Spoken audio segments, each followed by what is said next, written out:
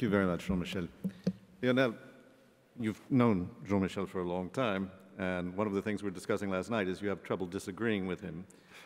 But listening to Jean-Michel just now, you know, with the macroeconomic approach to what's happening in Africa, you know, I'm thinking of all the headlines. Maybe the media are to blame, but I'm thinking of a war between Kenya and Somalia. Somalia is a failed state.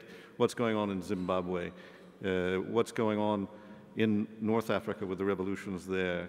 All the problems that exist in Africa, are they the kinds of problems that are going ultimately to hinder this kind of growth that we're discussing, or are they gradually being resolved by the kind of growth that we're talking about?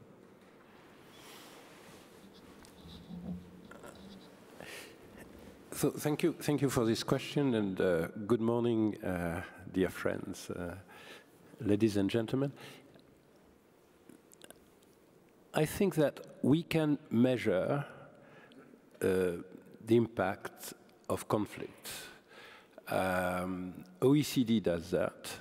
The African Development Bank does that every year in publishing the African economic perspectives.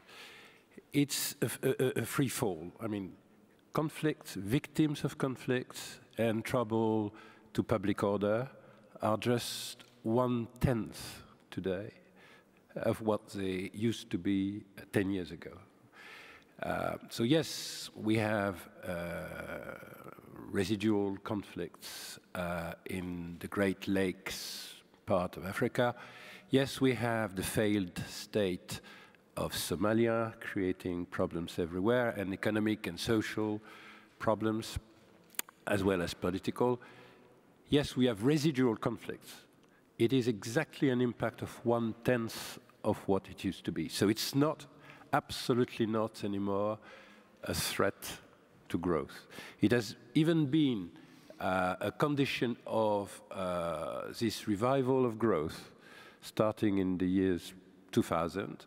Now we are at sort of 12th year of sustained growth throughout Africa, very homogeneous growth, and it has been a precondition for the success. So even if it's the headlines of the European or American press, it's not an obstacle anymore. And we have a bit of a problem of perception of Africa, because Africa remains perceived through conflicts, through pandemic disease, hunger, and so on. And I would say 5, 6 years ago, I would have thought it's a major problem of Africa, this ill perception of Africa. Today, I tend to think it's a major problem for Europe, this perception of Africa. It has totally changed, because as Africans, we have been perceived by the OECD countries as a sort of hopeless continent during the decades of the 80s and the 90s. And in a sense, we tended to share this view and to see each other, to see ourselves through a sort of European or American biased view on us. It has totally disappeared. We are in a world where we interact as Africans with Latin America, Brazil, but not only Brazil. We interact with the Middle East far more, and not only in North Africa, where you have this new continent, Middle East, North Africa, but you have the whole of Eastern Africa and South Africa interacting on a major way, and now Nigeria and so on, with Middle East. And Far East, even more. Today, in our daily life, the exchanges with India, Korea, China are essential. In a country like Benin in West Africa, our first trade partner is China. Our second trade partner, which is more unknown, is India. Our third one is France. It has changed in 10 years, totally. So in a sense, the fact that we are perceived as a risky continent with a perception of political risk which is just far too high compared to the evidence, or perceived as an area of conflicts or ill governance, or today is not anymore an obstacle to our growth. It's an obstacle to Europe playing its normal role in Africa by overemphasizing what used to be the problems of Africa in the past. And one thing which for somebody like me, who is both French and from Benin, this is a bit a sort of matter of stress. How is it that Europe, which owns Africa, look at the statistics of capital, of equity, Europe owns Africa. Tomorrow it will be the African, and it will be the Chinese, and it will be many other parties, but for the time being it's France, UK, Spain, Portugal, it's the colonial heritage. So Europe owns Africa. Europe owns Africans' minds because of the legal frameworks, because of the language. But Europe is totally absent to a vision of the future of Africa, even if it's better today than 5 years ago, because probably Europeans think there is something that the Indians and the Chinese have seen that we have missed. And one of the reasons why it's so popular is that Asia now becomes important in Africa. It's so popular for Africans because it's the only reason why the Europeans start to wake up. The only reason is a fear of China playing such an important role, just because the perception of Africa by China is totally different. And it's not neo-colonialism. It's just a country looking at a continent with a sort of pragmatic view and nothing like a colonial heritage. And it's so important for the Africans. So the model of growth are changing in African minds. You know, Sir Bob Geldof has created a private equity fund with an humanitarian objective.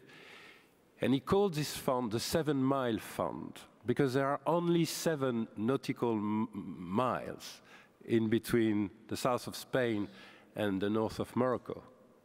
And from time to time, I'm asking myself, is it 7 Mile? 7 Mile Fund. Is it 7 miles, or is it becoming 700 miles? Or 7,000 miles? Because whatever the geography, it's so easier today to go from Cotonou, the capital of Benin, to Shanghai. And the trade is so much going that way. Is it a 7 mile Détroit de Gibraltar, the strait? Is it a 7 mile gap, or is it a growing gap of 7,000 miles? And it's in Africans' minds, very important for Europe to wake up in this respect. So perception of Africa has to change in the headlines, to answer your question. Well, certainly one of the reasons the perception is negative is because of issues of governance. The question of who runs the countries in Africa and how they're being run. Certainly, I can remember 20 years ago, we would probably have been talking about what a success story Côte d'Ivoire was 20 years ago. And we know that it doesn't look like such a success at the moment. There's a feeling, I think, in the outside world that things can go well, that development can progress, and then there's a fight among different factions in the country, not just Côte d'Ivoire, but other countries, and all of a sudden it all starts to come apart at the seams. How do you address that? I mean, do you see that that is improving as well, or do you think that's going to improve as a result of this growth, or is that some sort of endemic problem in Africa that's going to be a problem for the foreseeable future? Either of you can respond. You want to start? As you wish.